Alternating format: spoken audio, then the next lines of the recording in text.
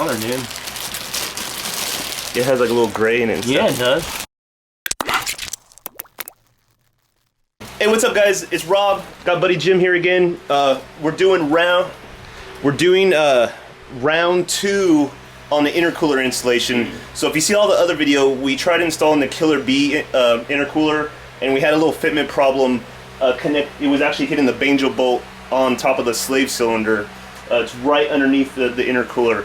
So what I did is I grabbed an AVO intercooler, and I've heard a lot of good things about this intercooler. So I'm hoping the fitment works out on a positive note, and let's do it. I'm not going to really record taking the stock one out right now because I already have it on the other video. So go ahead and snap that one if you want to check that out, and then I'll do the final installation on this and you know, testing it out and stuff. So stay tuned. Okay, guys. So we got the stock one out, and AVO does give you a hose to put onto the throttle body.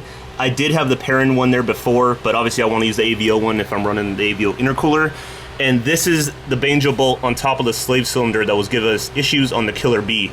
So we're hoping we don't run into that same stuff.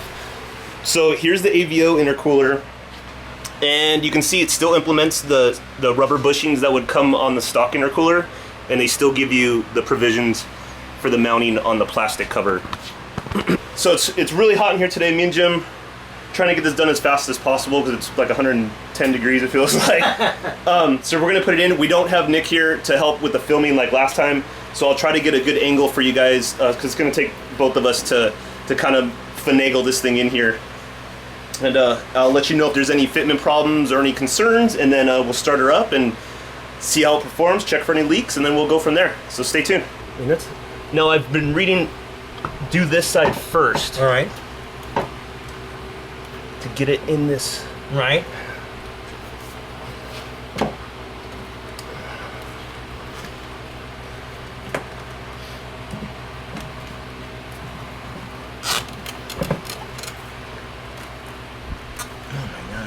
Is that clamp still snug? Loosen that clamp all the way. Just if we angle it.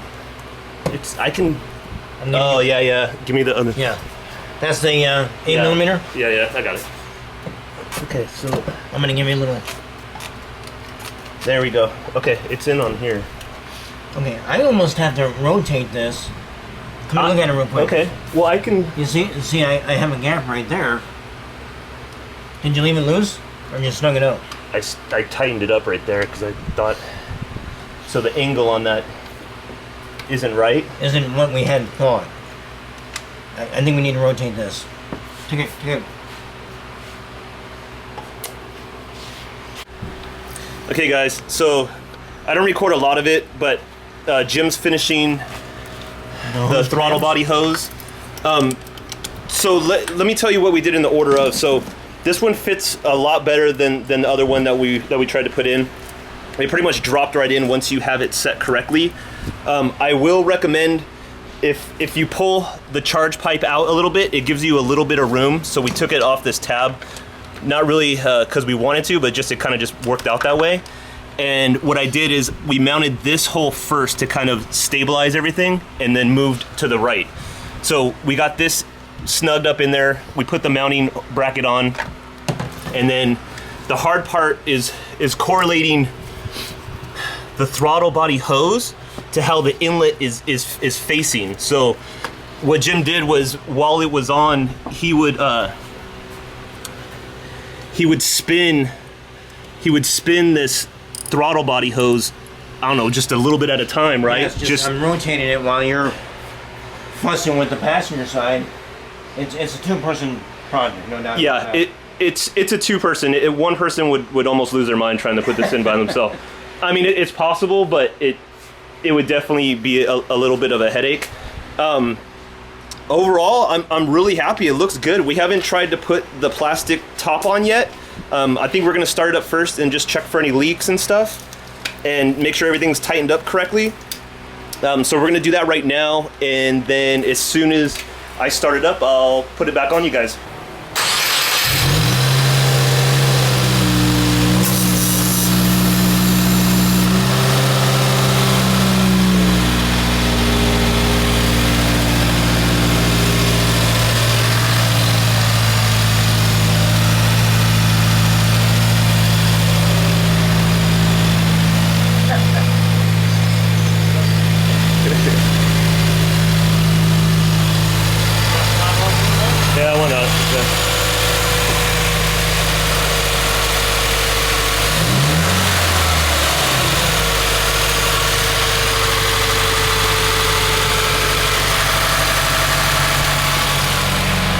Sounds good to me. I love your exhaust, by the way. Thanks. All right, so I guess we're gonna put everything back together, put the plastic cover back on, and then I'll drive it around later, and we'll see how it does. Obviously, I'm not expecting any crazy horsepower or anything of that nature. It's just for more drivability. It's been really, really hot lately, so I know this will definitely help with the, induction temperatures. And yeah, that's about it. I'm really happy with the fitment.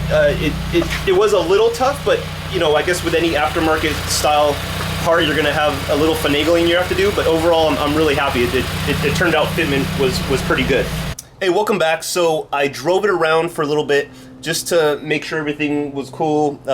No check engine light. I don't see why that would happen, but just in case, I haven't had any issues. The sound is exactly the same. I don't notice any more sound over the stock one or anything of that nature.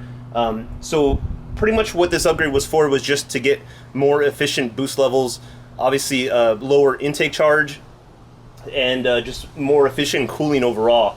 So I'm really happy with how it turned out. We did have a little fitment with the plastic cover. I believe we have to trim the part that goes down in here because we couldn't get it to line up with the holes, but I really don't care. I actually like how it looks right now with it all open. I might look into maybe the parent cover or something like that, see if I can get that on there. And just as a heads up on if you guys do install this, this is a real tight fit right here. I got my best to put it back on, but it seems to push it over just a little bit. But it does utilize the stock mounting brackets.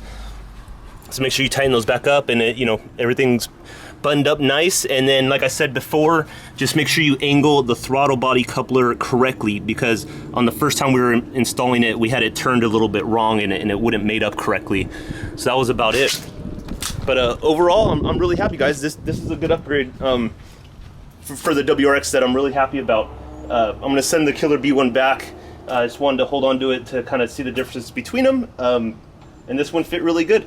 So again, thank you for watching, guys. If you have any comments or suggestions on upgrades or brands that you'd want to see me cover and review, smash it down below. Hit the thumbs up button. I'd really appreciate it. Subscribe if you own a WRX or a Honda. We love Hondas too around here. This is Rob. I'm out.